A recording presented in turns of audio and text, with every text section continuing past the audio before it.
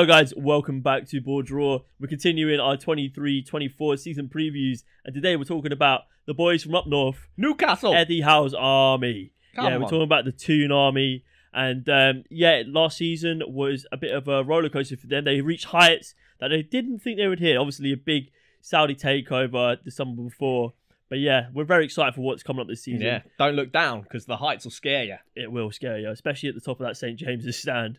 Yeah, facts. St James's Park, man.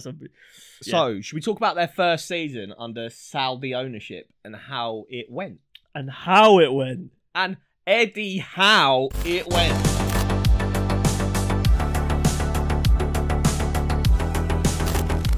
Yeah, so last season for Newcastle was the stuff dreams were made of. They secured Champions League football at St James's Park for the first time.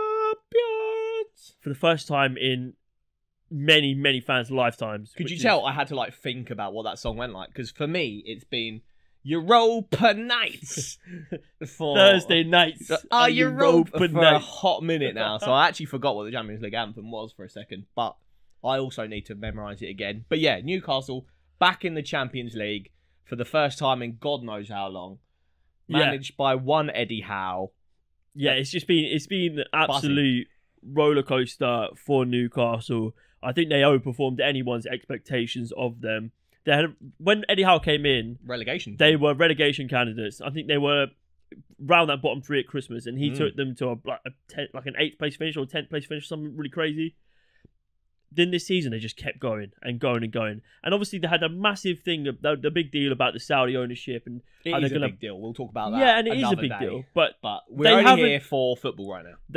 Last season, they didn't really splash the cash. They brought in Bruno. Smart investments. Didn't they? Yeah. Matty Target, Trippier, Dan Burn, Pope. Smart, selective targets, and it worked. And this season, we'll get on to talk about their transfer activity, but they've gone for a similar approach, but the targets are just that little bit higher. Yeah, now it's less about rebuilding the squad and more about cherry-picking players that are going to take them to that next level. 100%. But yeah, let's talk a little bit about last season, how it went for them. Obviously, for me, the big sort of talking point was their defensive solidity. They went some crazy period of time from before the World Cup to after, where they didn't really concede a goal. I think they didn't concede a goal for 10 games. They had a patch just after the World Cup where they're a little bit shaky. Yeah. But for the majority of the season, their defence of who we were talking about, which is the newly recruited Nick Pope, newly recruited Sven Botman, newly recruited Trippier, Dan Burn, all newly recruited, and then Fabian Schär, who was there from the old regime. But as a unit, that lot conceded, I think, joint least goals alongside Man City. I think they conceded least shots in the league. I think Nick Pope, was he second in Golden Glove? So it was an unreal season from them defensively. And the questions were always going to be going forward. You had the likes of Alan Saint-Maximin, who spent most of the season on the sidelines with injury. You had Miguel Almiron, who has had a bit of a shaky time at St James's Park. He's had the support of the fans the whole time, and people knew what he's about. Yeah. But he went on a bit of a purple patch. And the start of the season, mate, he was cooking. Couldn't stop scoring. And then they obviously brought in Alexander Isak, who had a bit of an injury when he first joined, but ever since then he's just come on leaps and bounds, and you can see what a baller he is. Yeah.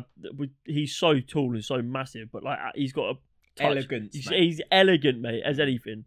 But yeah, and then Callum Wilson. Before he got signed, there was a lot of people saying that he's Thierry Henry-esque, and you can see it the way he plays. Yeah. He hugs that kind of left-hand side, which is what Thierry Henry used to do.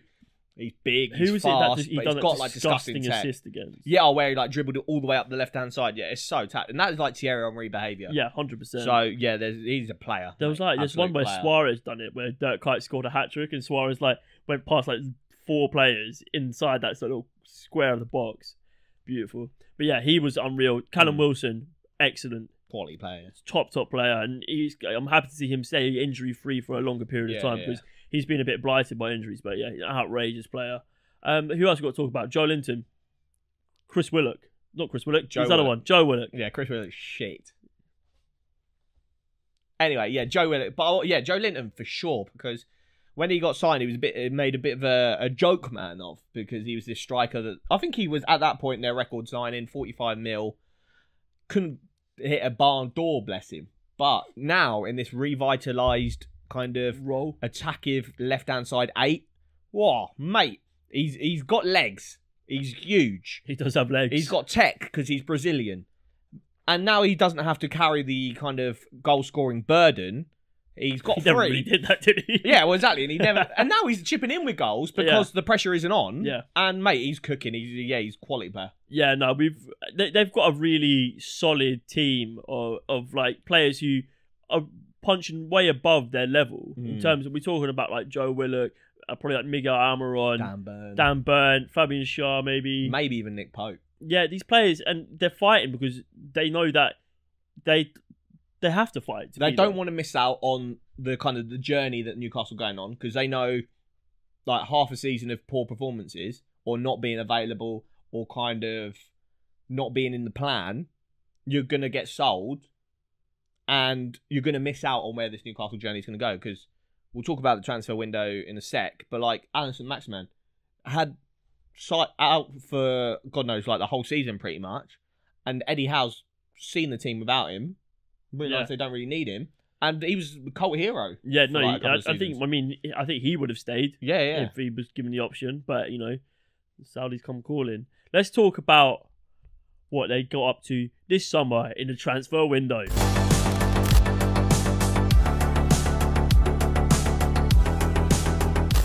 Shout out any Italian that comes to the Premier League. I don't see enough of my fellow countrymen in the Premier League because normally they get a little bit homesick. Gianluca Scamacca is an example of that recently. But yeah, so anytime an Italian makes his way to the Premier League, Macedo, shout out. They're always kind of, after one season, they ship off. And a lot of people are already saying that about Sandro Tonali. You see like all the videos where he first arrived and they're like, he looks sad. And it's like, yeah, maybe that does happen. But Sandro Tonali, what a signing that is. He's an unreal player. People were saying he's like a Pirlo regen. He's not. Very different. Yeah, very different. It's the hairstyle which has got the hairstyle screaming the Pirlo regen. He's a bit like a Gattuso for me. Yeah, he's a bit of a brute. His passing range is definitely not Pirlo level. No. Or Pirlo. But definitely not that level. But he's a quality signing, and he brings that level up in that midfield, definitely. 100%. He's young, so he's got time to develop. He's got pedigree. Won the Premier League Serie A with AC Milan. Yeah, he's got experience. He played alongside Italy's under-21s. Big boys. Yeah. He's a quality player that's only going to help. And what he'll do is, because this season, Bruno Guimaraes has played at the base of that free for the majority of the season, whereas now it allows Bruno to come play a bit more attacking. Tonali will play that deeper role. And I think you'll see Bruno's kind of goals and assists explode this season. Yeah, I agree. I don't really like the term double pivot too much, but he allows him to play with that then, because you could have him on one side, Bruno on the other side, and then you've got that flexibility in who's holding the pivot, which is quite nice as well to have. And I think we're going to see a lot of teams moving to a box midfield, just because that is the trend. And that gives them that versatility there without having to... Fuck you, Pep. You're ruining the Prem. It's why.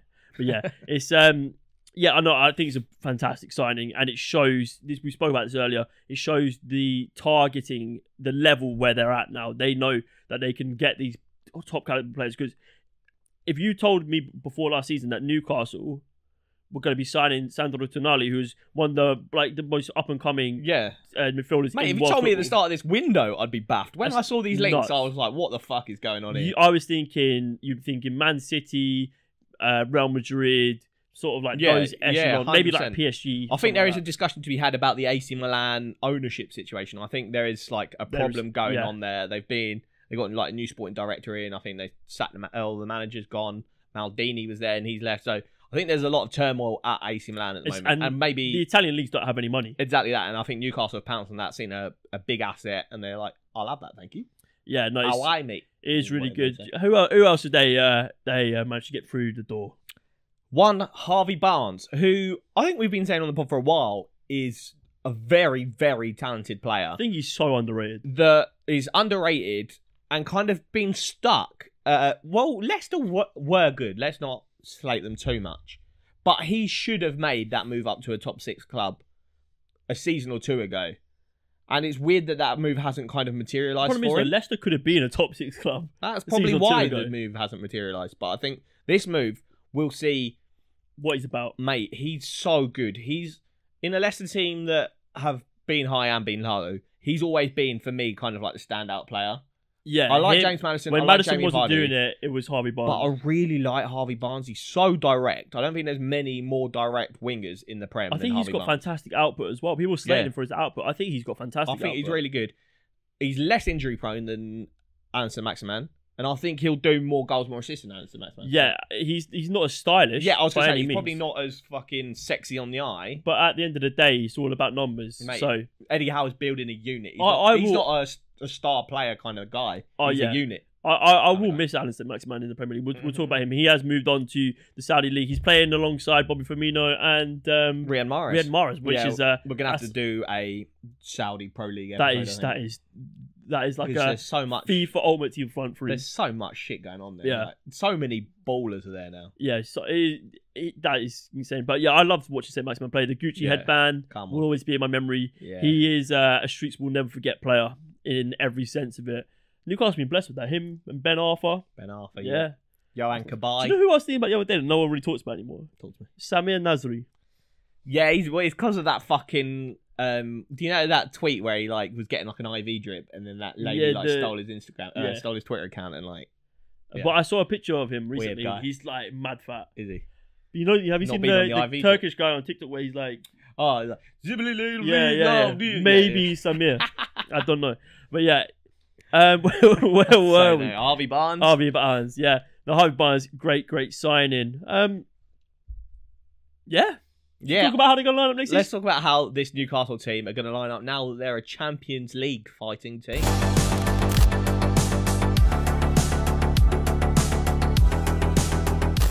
Yeah, so next season is obviously going to be one of different measures for Newcastle. They're going to have to compete on more fronts than they have for many a year and at a level that they haven't seen maybe ever. It's the champions. We've seen teams go to the Champions League and the strain that it puts on their squad causes them to plummet down the league. What was like about Newcastle though is that they're building a unit. They're getting depth. And they have players who will come on and they will fight. The quality is there throughout the squad. Like Longstaff on the bench, Elliot Anderson on the bench, who I quite like. Do you know who we didn't talk about? Anthony Gordon. It's because we fucking hate him. Oh, yeah, I don't know. I think he's. I actually don't know why. Well, actually, no. It's because he completely mugged off Everton. He's gonna be one to prove us wrong. You know that he is. Yeah, I think there's a couple of ballers, and we'll do a who we think might prove us wrong episode down the line. 60 million. So he's probably got to be playing this season. Yeah, and I think this lineup that we've got here is probably how they will line up as their best 11. I think. Yeah, I don't know though. We'll talk about it as we get into it. This will be the front three area, which I'll be sort of switching up in my personal opinion. But yeah, it's gonna be Nick Pope in goal, and I think we're gonna see the same back four in Trippier, Shearer, Botman, and Dan Burn. It's surprising me how far Dan Burn's come on.